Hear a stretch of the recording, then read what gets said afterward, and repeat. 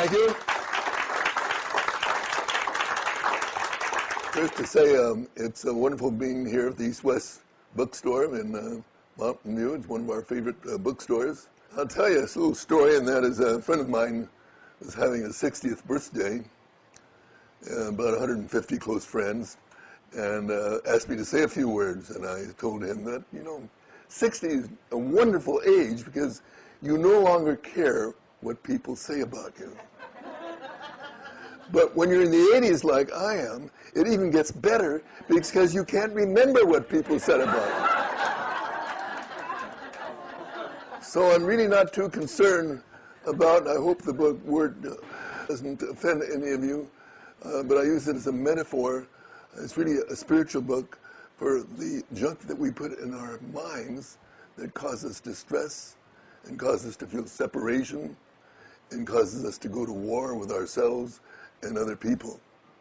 In my youth, I used a lot of profanity, but since I became a student of the Course of Miracles back in 1975 was when I began a spiritual transformation. I was a militant atheist at that time, and I really don't use profanity.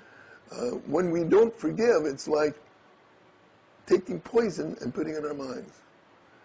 So in this book, I talk about a patient, kind of a make-believe composite of a guy who was a very angry guy. He didn't spend very much time at home with his wife. He was always making people wrong. He was always unhappy. He didn't care about the planet. This guy, this patient, just smelled really awful. And he had bad odor. And as he began to incorporate these attitudinal healing principles, at the very end, he just smelled like a rose. And it's not so much how much we do. I and so many people get involved with the to-do list. We have all these big to-do lists. We want to get them done, but even those of us that don't really finish doing them, and we get upset with ourselves. So I decided to start a to-be list. So I remind myself every morning, so does Diane, that on the big list we're compassionate, we're unconditional loving, we're forgiving, we're gentle, we're kind, we're patient, and we're open-minded. And when we start the day reminding that who we are is really the essence of love, which is the first principle of attitudinal healing, we start the day taking responsibility for our happiness. We stop blaming other people when things go wrong. We stop being pessimists and thinking that, oh, the worst is yet to come. And we start thinking the best is yet to come.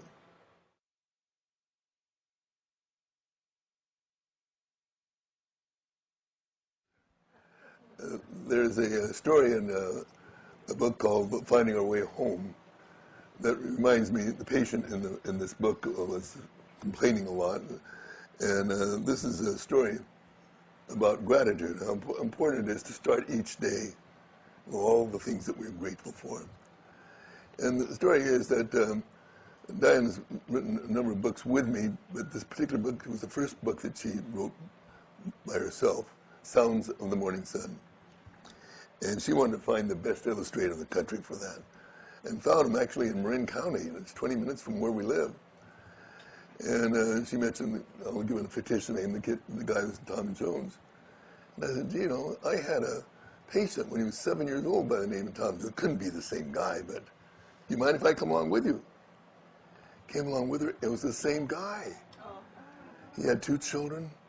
And he was about 40 then, I think, yeah. Yeah, we spent a couple hours talking with each other. He ended up usually charges around $3,000 to $5,000. He did it free.